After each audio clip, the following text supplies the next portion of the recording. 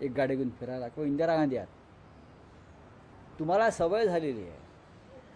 भारतीय जनता पक्ष हा या देशातला असा पक्ष आहे किंवा असे नेते आहेत की त्यांना सुखाची आणि ऐयाशीची चटक लागलेली आहे आणि त्यांना ढोंग हा त्यांचा छंद झालेला आहे आणि त्यानुसार ते करतायत. या महाराष्ट्राच्या आणि देशाच्या आर्थिक नाड्या भारतीय जनता पक्षाच्या हातात आहेत. त्याच्यामुळे पक्ष श्रीमंत आहे, जनता गरीब आहे. त्यांना गरिबीविषयी चिंता वाटते. ही चिंता कुठून व्यक्त केली मोदींनी? तर नेदरलँडमधून. नेदरलँडमध्ये त्यांचं स्वागत केलं, मुलं नाचत आहेत, ढोल वाजवत आहेत वगैरे, संस्कृतीचं दर्शन घडत आहे. कुठे? नेदरलँडला.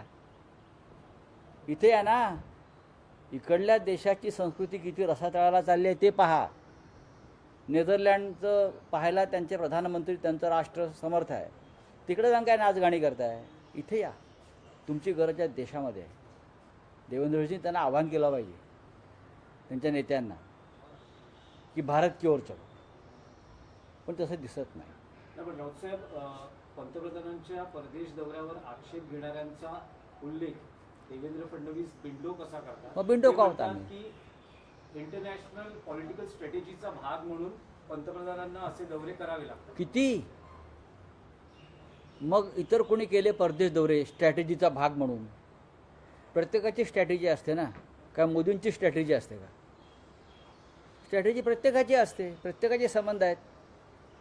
तुम्ही फक्त प्रधानमंत्रीच्या खुर्चीवर आहात म्हणून तुमचं आगत स्वागत होत आहे, नाहीतर काय? स्ट्रॅटेजीचा भाग जर होता, मग इराण इस्रायल युद्ध, अमेरिका युद्ध, त्याच्यावर तुम्ही का तोंड उघडलं नाही? स्ट्रॅटेजीचा भाग होता, मग ऑपरेशन सिंदूर का गुंडाळलं अमेरिकेच्या दबावाखाली? स्ट्रॅटेजीचा भाग आहे.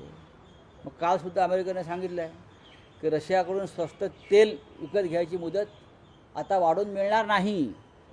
ही कोणती गुलामीची स्ट्रॅटेजी आहे? ह्याच्यासुद्धा देवेंद्र फडणवीस यांनी बोलायला पाहिजे.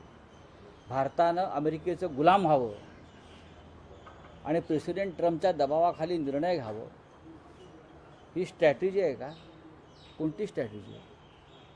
मोदी म्हणतात आत्मनिर्भर भारत, आम्ही म्हणतो ट्रम्प निर्भर भारत.